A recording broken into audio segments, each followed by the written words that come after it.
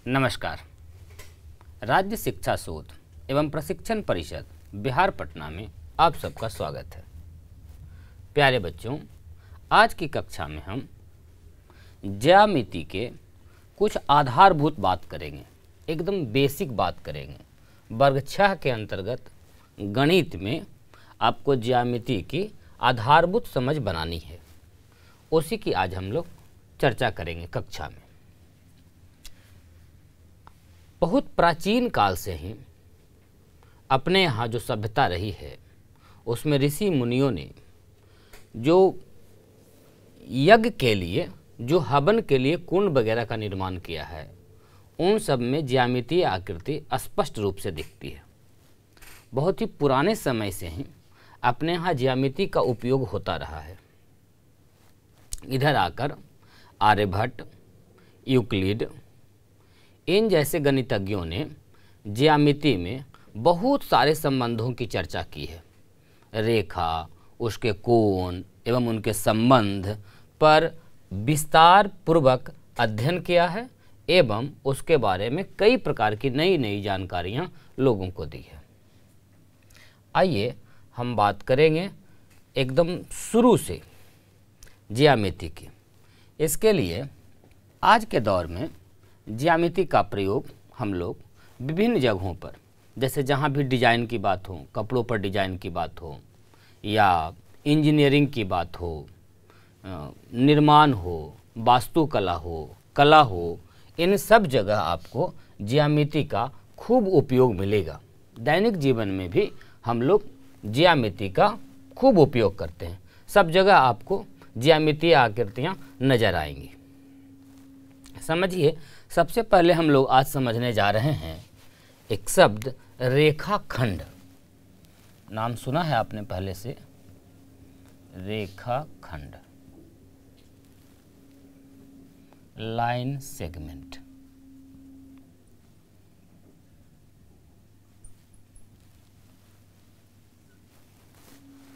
क्या है, जरा इसको समझे।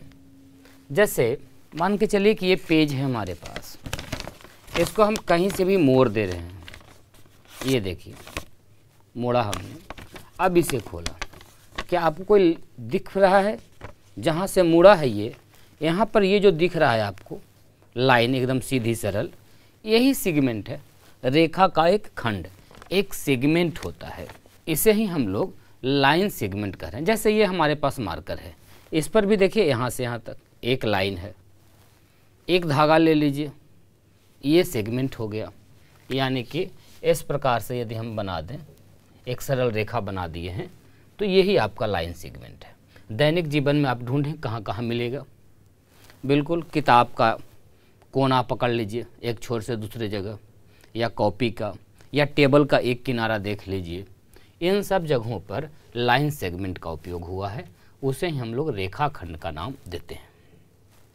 इसमें दोनों तरफ ये अंत बिंदु होता है, ये आगे कहीं नहीं बढ़ता है। और इन अंत बिंदुओं का हम कुछ ना कुछ नाम देते हैं। नाम हमेशा अंग्रेजी के कैपिटल लेटर से देते हैं। जैसे यहाँ हमने लिखा है ए और बी, तो ये हो गया आपका रेखाखंड ए बी। नामाकरण अति आवश्यक है ज्यामिति में। ध्यान रखिएगा कि स्मॉल लेटर का उपयोग हम लोग नहीं करते हैं, बड़ी अक्षर का उपयोग करते हैं अंग्रेजी के। अब ये जो रेखाखंड ए बी है, इसमें ए और बी दोनों के दोनों अंत बिंदु हैं। रेखाखंड में कोई आरंभिक बिंदु नहीं होता है, इसमें अंत बिंदु होते हैं। और कितने अंत बिंदु होते हैं? आप पाएंगे कि इसमें 2 अंत बिंदु होते हैं। इसे हम लोग संकेत में लिखने के लिए इस प्रकार लिखते हैं, ए बी, और इस प्रकार। ये हो गया आपका रेखाखंड ए बी। या इसे हम लोग बी ए भी लिख सकते हैं और ऊपर इस प्रकार से एक रेखाखंड बना देंगे।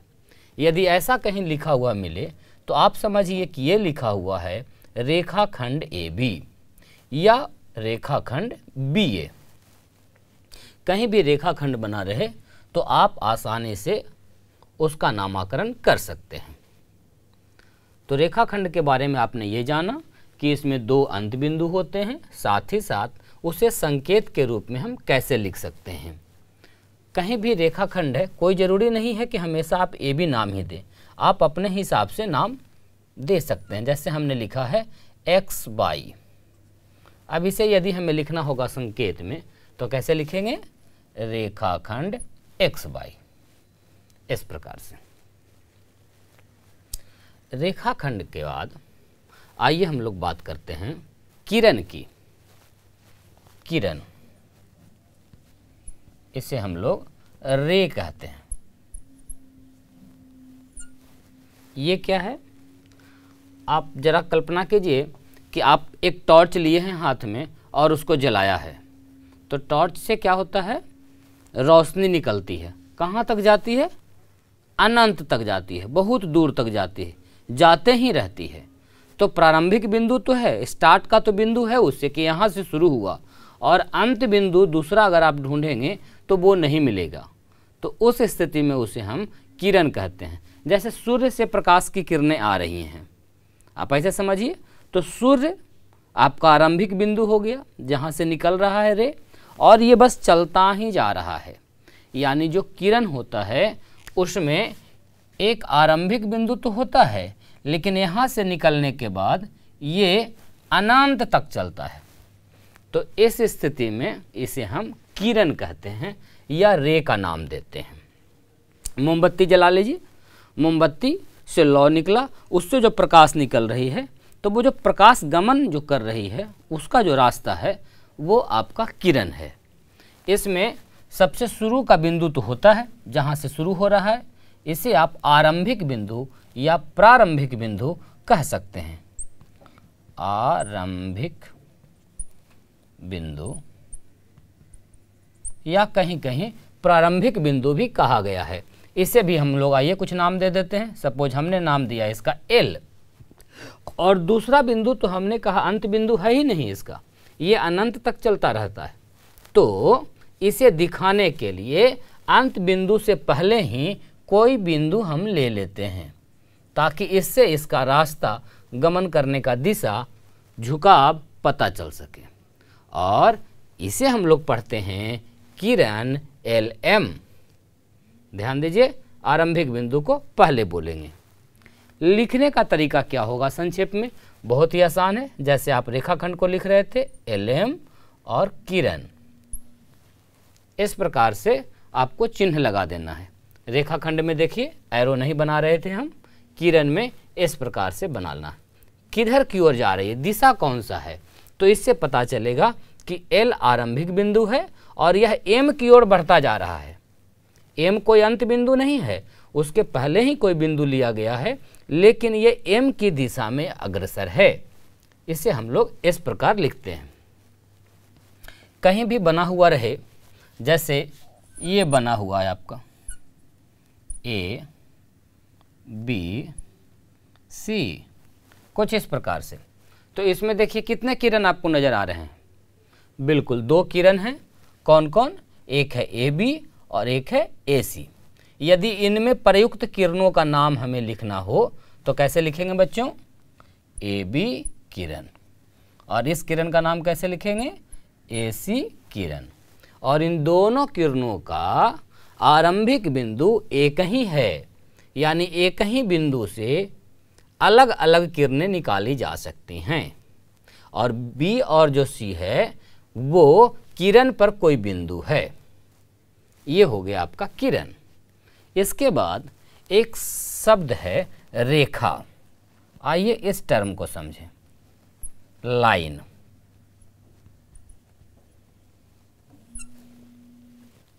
रेखा में बच्चों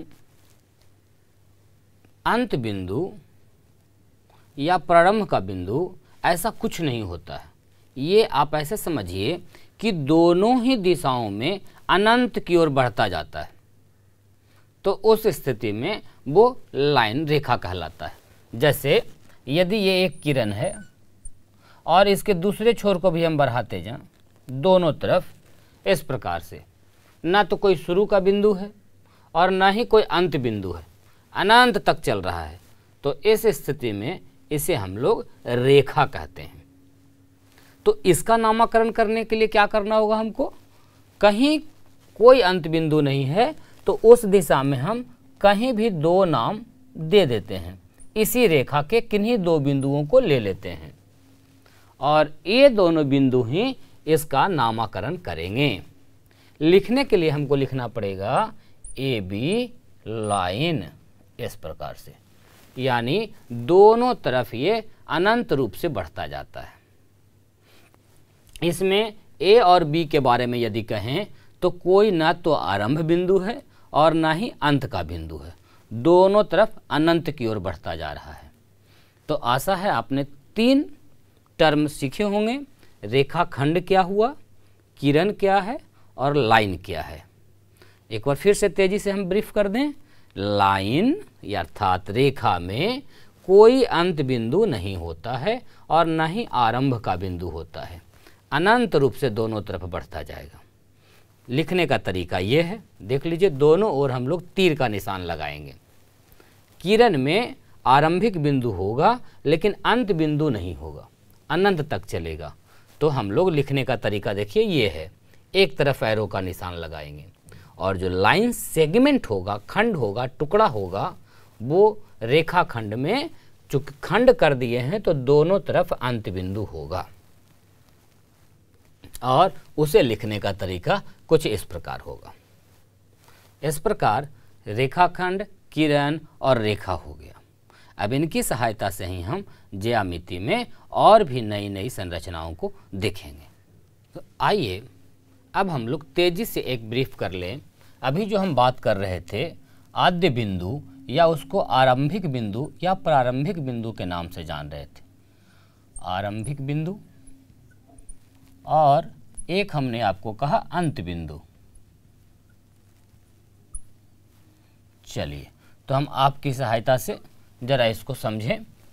यदि हम कहते हैं रेखाखंड, जरा बताइए क्या इसमें आरंभिक बिंदु होगा? आप खुद से चर्चा करें आपस में, और अंत बिंदु के बारे में आपका क्या ख्याल है? बिल्कुल आरंभिक बिंदु जैसा इसमें कुछ भी नहीं है, इसमें सिर्फ होता है क्या? अंत बिंदु। और कितने अंत बिंदु होंगे? 2। यदि हम बात करें किरण की, तो क्या किरण में आरंभिक बिंदु होगा? बिल्कुल होगा। कितना होगा? 1। और अंत बिंदु होगा? बिल्कुल नहीं। और यदि हम बात करें लाइन की, रेखा की, जरा देखिए क्या इसमें आरंभिक बिंदु है और अंत बिंदु? आपने देखा रेखा अनंत रूप से दोनों ओर बढ़ती है, दोनों ही दिशाओं में। तो इस स्थिति में इसमें कोई भी अंत बिंदु या आरंभिक बिंदु नहीं होता है। तो इन बातों का आप ध्यान रखें। इसके बाद देखिए कुछ आकृतियों की हम चर्चा करते हैं। जैसे कुछ आकृति हमने यहां बनाया है, ये हो गया, ये हो गया,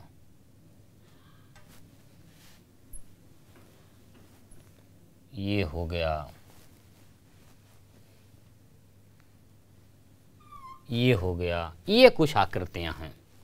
इसमें से कौन सी आकृति बंद है, क्लोज्ड है, और कौन सी खुली हुई है, ये पता करना है हमें।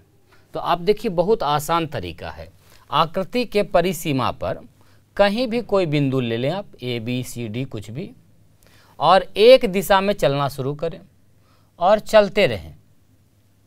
यदि आप उसकी परिसीमा पर चलते चलते पुनः से उसी बिंदु पर पहुंच जाते हैं तो हम कहेंगे कि यह बंद आकृति है।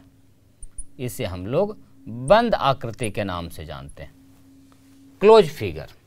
जैसे यदि इसमें हमें जानना है कि यह बंद आकृति है या नहीं, आपको क्या करना है, कहीं भी परिसीमा पर कोई बिंदु ले लेना है और किसी एक दिशा में चलना शुरू करना है। यदि आप उसकी परिसीमा पर चलते चलते पुनः उसी बिंदु तक पहुंच जाते हैं तो हम कहेंगे कि ऐसी आकृति को हम बंद आकृति के नाम से जानते हैं। आइए इसकी पहचान हम करते हैं। मान के चलिए यहाँ पर कोई बिंदु ए है, यहाँ से हम यदि चलना शुरू करते हैं, चलते रहें, इसकी परिसीमा पर चलना है। यदि चलते चलते आप पुनः बिंदु ए पर पहुंच जाते हैं तो उसे बंद आकृति कहेंगे। आप देखें क्या पहुंच पाए, हम नहीं पहुंच पा रहे हैं तो उसे हम लोग खुली आकृति, ओपन फिगर के नाम से जानते हैं।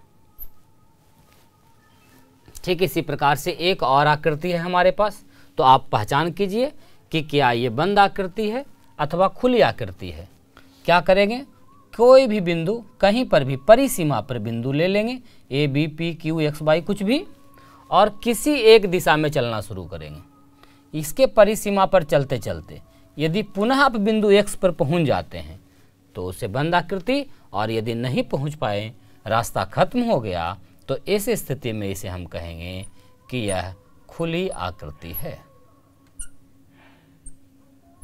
आपके पाठ्य पुस्तक में बहुत सी आकृतियां बनी हुई हैं और आपको पहचान करना है कि इन आकृतियों में कौन बंद आकृति है एवं कौन खुली आकृति है।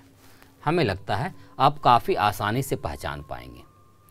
साथ ही साथ रेखा, किरण, रेखाखंड में आप अंतर भी कर पाएंगे। किस में आरंभिक बिंदु होता है, किस में अंत बिंदु होता है, उसे लिखा कैसे जाता है, ये आप आसानी से कर सकते हैं। चलिए एक बार तेजी से, यदि ये लिखा हुआ है इस प्रकार, यदि लिखा हुआ है इस प्रकार, यदि लिखा हुआ है इस प्रकार, ये देखिए। चलिए जरा तेजी से एक साथ पढ़ लीजिए। तो बच्चों इसे क्या पढ़ेंगे, किरण ए बी, सही कहा आपने। इसे कहेंगे रेखाखंड ए बी, और ये है आपका रेखा ए बी। बहुत आसान है, इस प्रकार से आप नामकरण कर सकते हैं और कहीं नाम लिखा हुआ रहे तो उसे आसानी से समझ भी सकते हैं। एक बात और हम आपको कह दें, यदि कहीं कोई रेखा दिया गया है ए बी, हमने कहा था कि इसका नामकरण आप अंग्रेजी के बड़ी लेटर से कीजिएगा, किन्हीं दो बिंदु लेकर। यदि रेखा है तो कोई एक स्मॉल लेटर से भी इसे कहा जा सकता है, दिखाया जा सकता है, स्पेशली रेखा को। क्यों? क्योंकि इसमें न तो अंत बिंदु है और न ही प्रारंभिक बिंदु है, तो दो बिंदु दिखाने का कोई मतलब ही नहीं बनता है। आप इसे किसी स्मॉल लेटर एल लिख सकते हैं, रेखा एल, सिंपली ऐसे भी कहा जा सकता है, नाम दिया जा सकता है। लेकिन यदि किरण वगैरह को दिखाना हो, रेखाखंड को दिखाना हो, तो आप उसमें दो लेटर का उपयोग करें। अभी बच्चों हमने बंद आकृति और खुली आकृति देखा था। यदि कोई बंद आकृति हम इस प्रकार बनाएं, आप भी बना सकते हैं कुछ भी। चलिए ये एक आकृति है, बताइए बंद है या खुली? बिल्कुल ठीक है, आप पहचान पा रहे हैं, ये एक बंद आकृति है। तो इसके देखिए अंदर में भी कुछ पार्ट हैं, बाहर में बहुत सारे हिस्से हैं, और ये जो लाइनिंग है ये परिसीमा है, ठीक है, बॉर्डर है, यही आपका। इसमें देखिए यदि कुछ बिंदु हम ले लें इस प्रकार से, जहाँ तहाँ कोई बिंदु लिए हैं इस प्रकार से, इनका यदि नामकरण कर दें A B C D E F G H I J, बहुत सारे बिंदु हैं जिनका नामकरण हमने किया है। कुछ बिंदु ऐसे हैं जो परिसीमा के अंदर हैं, तो वैसे बिंदु जो परिसीमा के अंदर में है इसे हम कहेंगे कि ये अंतः भाग में है, अंतः इनर पार्ट में है, अंतर भाग में है। सिंपली पहचान करने के लिए आएगा कि कौन से बिंदु परिसीमा के अंदर हैं। कुछ बिंदु ऐसे हैं जो परिसीमा पर हैं, जैसे हम बात कर रहे हैं बिंदु एफ की, तो बिंदु एफ कहाँ है आपका? परिसीमा पर है। और कुछ बिंदु आप देख रहे हैं कि बाहर में हैं, तो जो बिंदु आकृति से बाहर है ऐसे बिंदुओं को हम कहते हैं कि ये बहिर्भाग में है। ये देखिए, तो किसी भी आकृति में 3 जगह बिंदु हो सकते हैं, या तो उसके परिसीमा पर, या अंतःभाग में, या फिर बहिर्भाग में। आप आसानी से पहचान पाएंगे। आगे चल के हम और भी आकृतियाँ जब पढ़ेंगे तो उसमें कौन अंतःभाग में है, कौन बहिर्भाग में है, कौन परिसीमा पर हैं, ये हमें बार बार ज़रूरत पड़ेगी देखने की या समझने की। इसके बाद आपने पढ़ा है रेखाखंड या किरण। तो देखिए, किसी एक बिंदु से, एक ही प्रारंभिक बिंदु से प्रारंभ होकर यदि 2 किरणें अलग अलग दिशा में चलें, मान के चलिए एक ही प्रारंभिक बिंदु P है, एक P से A की दिशा में चला है और एक B की दिशा में चला है। तो यदि एक ही आरंभिक बिंदु से आरंभ होकर 2 किरणें अलग अलग दिशाओं में चलें, तो इससे ये जो झुकाव बना है, ये जो एलिवेशन बना है, इस झुकाव को हम लोग, इस स्थिति को हम लोग कोण का नाम देते हैं। इसे कोण कहते हैं, एंगल। जरा फिर से समझिए क्या कह रहे हैं हमने कहा किसी एक ही बिंदु से 2 किरणें या रेखाखंड यदि गुजारें हम, तो उससे बने झुकाव को कोण कहते हैं। बहुत ढंग से कह सकते हैं, इसे आप ऐसा भी कह सकते हैं कि चलिए 2 रेखाएं हैं, यदि ये एक दूसरे को काटें तो काटने के बाद जो इस बिंदु पर, कटान बिंदु पर जो झुकाव बन रहा है, यहाँ देखिए, यहाँ है देखिए, ये सब जो है ये सब कोण कहलाते हैं।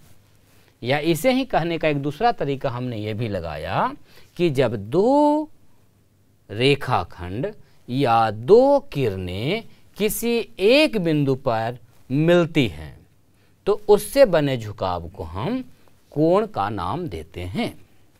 ध्यान दीजिए, इस कोण का ये जो बिंदु है, जिस बिंदु पर दोनों किरण आके मिल रहा है, इसे हम लोग शीर्ष कहते हैं।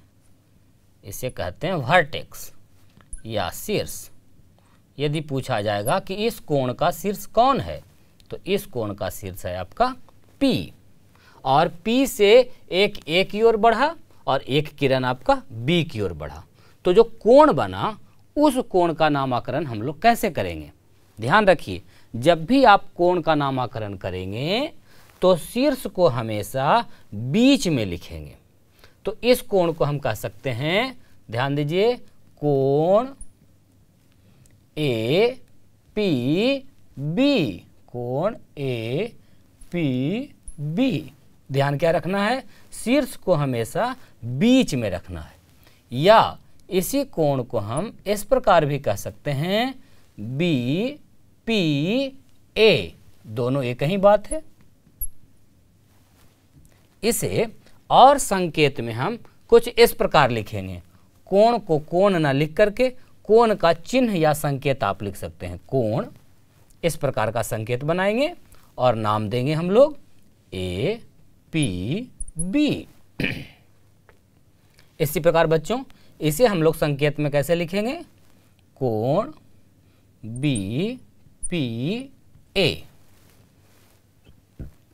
इस प्रकार कहीं भी यदि कोण हो तो आप उसे पहचान लेंगे एवं पहचान कर उसका नामकरण भी कर पाएंगे। चलिए, जैसे हम एक और कोण बनाते हैं आपके लिए, ये लिखा हुआ है, देखिए यहाँ हमने लिख दिया है ABC। जरा ध्यान दीजिए इस कोण पर। यदि इस कोण का नामकरण हमें करना हो तो कैसे करेंगे? ABC आप नहीं लिख सकते हैं, बिंदु वही सब है, लेकिन लिखने में क्या ध्यान देना है कि जो शीर्ष है, वर्टेक्स है कोण का, उसे हमेशा बीच में लिखेंगे। और शीर्ष किसे कह रहे हैं? जिस बिंदु पर दोनों किरणें या रेखाखंड मिलती हैं, इसे ही हम लोग शीर्ष कहते हैं। तो यहाँ कोण का शीर्ष कौन है? A। तो इस कोण का हम लोग कैसे नाम देंगे? कोण CAB। या इसी को लिखने का और तरीका क्या हो सकता है? कोण BAC। कोण का नाम हो गया। यदि कहेंगे हम कि इस कोण का शीर्ष कौन है, पहचाने, तो आप क्या लिखेंगे, शीर्ष कौन है, बिंदु ए। हम कहेंगे इस कोण की भुजा कौन कौन है, इसमें से कौन कौन किरणों का प्रयोग हुआ है, भुजा हम लोग उसे कहते हैं जिन किरणों का प्रयोग हुआ है। तो बताइए कौन कौन है, एक है ए बी और एक है ए सी, यानी हम लिख सकते हैं किरण ए बी एवं किरण ए सी। दो किरणों से मिलकर एक शीर्ष पर जो कोण बना, झुकाव बना, उसे ही हम लोग कोण कहते हैं। तो आप इसका परिभाषा जान गए हैं, इसके अंगों को पहचानना सीख गए हैं, साथ ही साथ इसका नामकरण भी करना सीखे हैं। ज्यामिति में नामकरण भी जरूर सीखते चलें। ध्यान दीजिएगा, हमेशा अंग्रेजी के कैपिटल लेटर का उपयोग होगा यदि बिंदु को दिखाना है तो, और यदि लाइन को दिखा रहे हैं किसी एक लेटर से तो हमने कहा था अंग्रेजी के स्मॉल लेटर का उपयोग करते हैं। बच्चों, हम लोगों ने जो अभी पहचाना है कि शीर्ष किसे कहेंगे, भुजा किसे कहेंगे, इस पर आधारित आइए एक छोटा सा अभ्यास कर लेते हैं। ऐसे अभ्यास के बहुत सारे प्रश्न आपको आपकी पाठ्य पुस्तक में भी मिलेगी और वहाँ से भी करना है। आइए कुछ काम हम लोग साथ में मिलकर कर लेते हैं। जैसे हमने यहाँ 3 आकृतियाँ बनाकर रखी हैं, आशा है आपको दिख रही होंगी। आकृति 1 में देखिए, यहाँ पर ए है लिखा हुआ, यहाँ आपका बी है और ये ओ है। कुछ इसी प्रकार यहाँ टी है, यहाँ पी है और यहाँ क्यू है। और आकृति 3 में पी है, क्यू है एवं आर है। 3 प्रकार की आकृतियाँ हैं कोण की। आप तो पहचान पा रहे हैं कि जब 2 किरणें एक बिंदु पर मिल जाती हैं तो उससे जो एलिवेशन बनेगा, झुकाव बनेगा, उसे हम लोग कोण कहते हैं। तो इन आकृतियों में हमें पहचानना है कि शीर्ष कौन है, उसका क्या नाम है, कोण बनाने वाली भुजाएं कौन कौन हैं एवं उस कोण का क्या नाम है। तो आइए हम लोग मिलकर करते हैं। पहले आकृति 1 में, आशा है आप हमसे पहले अपनी कॉपी पर, नोटबुक पर लिख लेंगे उत्तर।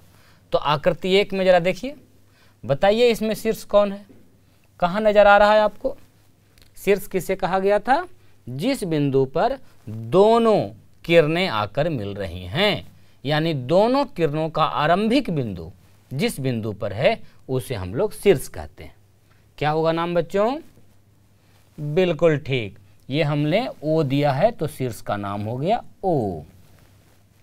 अब कह रहा है कि आकृति 1 में कोण बनाने वाली भुजाएं कौन कौन हैं। तो देख लीजिए, कोण बनाने के लिए किन 2 भुजाओं का, किन 2 किरणों का उपयोग किया गया है, ओ ए एवं ओ बी। लिखेंगे कैसे, ध्यान दीजिए, ओ ए और इस प्रकार से एक किरण बनाएंगे। एक और भुजा है कौन सी, ओ बी।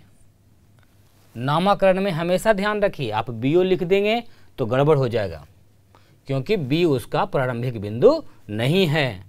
आप क्रम पलटा करके लिखेंगे तो रेखा में सिर्फ लिख सकते हैं, किरण के साथ ऐसा कार्य नहीं कर सकते हैं। और जब कोण का हमको नाम लिखना होगा तो क्या कहे थे ध्यान रखने, वर्टेक्स को, शीर्ष को हमेशा मिडिल में रखेंगे, बीच में लिखेंगे। तो इसका नाम क्या क्या लिख सकते हैं हम लोग, बताइए, कोण बी ओ ए, बिल्कुल ठीक। अथवा इसका और क्या नाम देख सकते हैं हम, कोण ए ओ बी। चलिए, आकृति 1 के लिए हमने अपना सारणी पूरा किया। इसी प्रकार आकृति 2 के लिए आइए हम पूरा करते हैं। पहचानिए, आकृति 2 हमारा यहाँ है, देख पा रहे हैं आप स्क्रीन पर। अब इसमें देखिए कौन शीर्ष है, शीर्ष कहाँ मिल रहा है आपको, P। और इस कोण को बनाने वाली भुजाओं का क्या नाम है, P से बताइए, Q एवं PT। तो हम लोग इस प्रकार लिखेंगे, किरण PT एवं किरण PQ। अब आप लिख पा रहे होंगे। चलिए कोण का नाम खुद से लिखिए। इस कोण का नाम लिखना है, किस प्रकार लिखेंगे, बिल्कुल, कोण TPQ। या और क्या नाम हो सकता है, कोण क्यू पी टी। अब आप खुद से कर पा रहे हैं? बिल्कुल, बहुत आसान है। आइए तो एक आकृति 3 भी हम साथ में कर लेते हैं और फिर आप अभ्यास के प्रश्न अपने पुस्तक से बनाएंगे। और आकृति 3 में देखिए कहाँ है शीर्ष? शीर्ष है आपका Q, तो हम लोग शीर्ष में लिखेंगे बिंदु Q। और कोण बनाने वाली भुजाएं कौन कौन हो जाएगा बच्चों? ढूंढिए। बिल्कुल, एक इधर है और इसका नाम है QP और इसका नाम है QR। आरंभिक बिंदु को पहले लिखेंगे और किरण है तो किरण का चित्र बनाएंगे। इस प्रकार संकेत में लिखेंगे एवं QR। इसी प्रकार कोण का नाम क्या हो जाएगा? कोण PQR। हमेशा क्रम का ध्यान रखें, शीर्ष को बीच में लिखें। लिखेंगे कोण PQR। अथवा इस कोण का एक और नाम हो सकता है, बताइए क्या होगा? RQP। कोण RQP।